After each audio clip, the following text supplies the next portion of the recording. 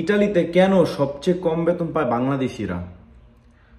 সবচেয়ে কম বেতন যদি ইটালিতে কোনো বিদেশি পায় সেটা হচ্ছে বাংলাদেশি, ইন্ডিয়ান, পাকিস্তানি, বিশেষ করে বাংলাদেশি সবচেয়ে বেশি যেটা।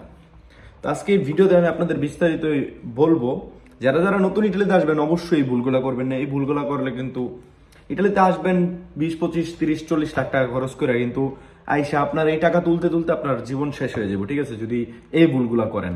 সো ভিডিওটা মনোযোগ দিয়ে দেখবেন এবং ভিডিওটা ভালো লাগলে অবশ্যই আপনার মতামত কমেন্ট করে জানাবেন এবং অবশ্যই চ্যানেলটিকে সাবস্ক্রাইব করে লাইক কমেন্ট করে ভিডিওটি বন্ধুদের সাথে শেয়ার করবেন। সো যাই হোক, বেশি কথা না বলে আমাদের মেইন কথায় চলে যাই।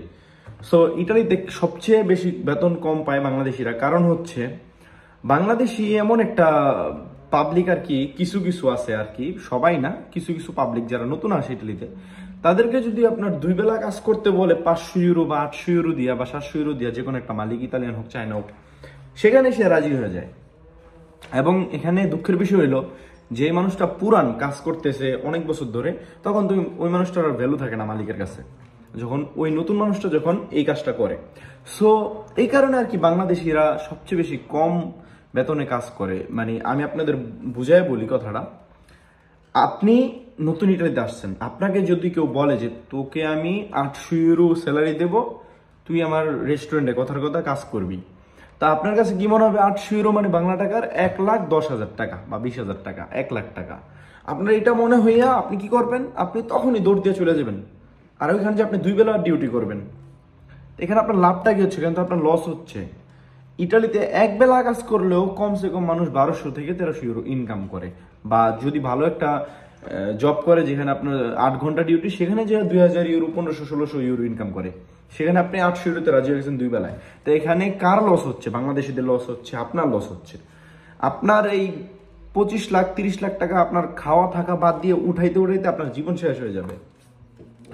সো যারা নতুন ইটালিতে আসবেন অবশ্যই ভুলগুলা করবেন না, যে আপনাকে কেউ সাধলো যে 800 ইউরোতে 500 ইউরোতে কাজ করবি, আপনি রাজি হয়ে গেলেন, এখানে নিজের জীবন নিজে নষ্ট করবেন, ঠিক আছে।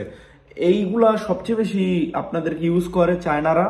তারপরে হচ্ছে দ্বিতীয় নাম্বারে হচ্ছে ইটালিয়ানরা। ইটালিয়ানও কিছু মালিক আছে অনেক চালাক, রেস্টুরেন্টের যে মালিকগুলা, এগুলা একটু অন্যরকম টাইপের। আর এমনিতে যারা আপনার ফ্যাক্টরির মালিক বলেন বা ভালো একটা দিকতার মালিক, এইগুলো আবার ভালো। কিন্তু রেস্টুরেন্টের মালিকগুলো আপনার একটু ইয়া টাইপের, এগুলো আপনাকে অনেক ঠকাইয়া আপনাকে কম টাকা দিবে, ঠিক আছে। সো এইগুলা থেকে বিরত থাকবেন, এইসব ফাঁদের পা দিবেন না, তাইলে কিন্তু আপনার জীবনে কিছুই করতে পারবেন না, এবং 30-40 লাখ টাকা খরচ করে আইসেন, ওইগুলো টানতে টানতে আপনার জীবন শেষ হয়ে যাবে। ইটালি, ইউরোপ, এই দেশে আপনার নিম্ন বেতন হওয়া উচিত বাংলা টাকায় হিসাব করলে 2 লাখ টাকার মতো হওয়া উচিত। আর এখানে যদি আমরা এর থেকে কম বেতনে কাজ করি, তাহলে আমাদের ইটালি না এসে বাংলাদেশে রিক্সা চালান ভালো। আমার কথা তিদা হইলো ভাই, আপনারা আমার কথা ভেবে দেখবেন আমি কি বলছি। মারুফ ভাইয়ের কথাগুলো আপনারা শোনেন, অবশ্যই শোনেন। মারুফ ভাই যে কথাটাই বলে আপনাদের ভালোর জন্যই বলে। আমার কথা তিতা লাগে ভাই, কিন্তু আমি যেটা বলি না ডাইরেক্টলি বলে দিই, এখানে যাতে আমার এবং আমার বাংলাদেশি ভাইদের হেল্প হয়, উপকার হয়। সো কি ভুল করবেন না, প্রথমত কেউ যদি আপনাকে বলে যে তোকে আমি 800 ইউরো 500 ইউরো বেতন দেবো, তুই আমার এখানে কাজ করবি, ডাইরেক্ট না।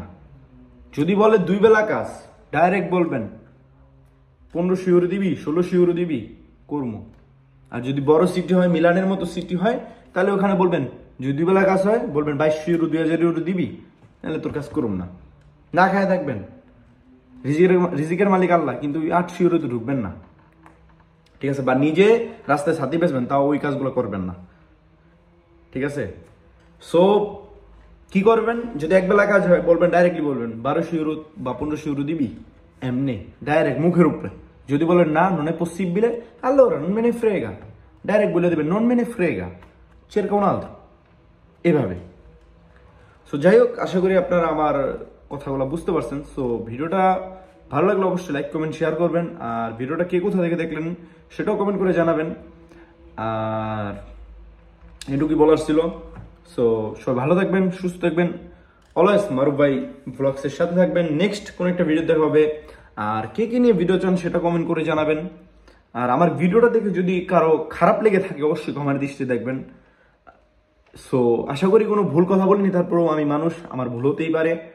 সো ভুলগুলা শুধরাই নেবেন। সো যারা যারা নতুন ইতালিতে আসছেন অবশ্যই এই বাটপারগুলো থেকে সাবধান। এরকম বাটপারের জন্য আপনার জীবনে আপনি কিছুই করতে পারবেন না। যেটা খরচ করেছেন ওইটা উঠাইতে আপনার জীবন শেষ হয়ে যাবে। সো কাজ খোঁজার আগে, কাজ পাওয়ার আগে অবশ্যই ভেবে চিন্তে ভালো একজন মানুষের সাথে পরামর্শ করে তারপরে কাজ করবেন, ঠিক আছে? সো যাই হোক, নেক্সট একটা ভিডিও দেখা হবে। সবাই ভালো থাকেন, সুস্থ থাকেন। আসসালামু আলাইকুম গাইস, আল্লাহ হাফেজ, টেক কেয়ার।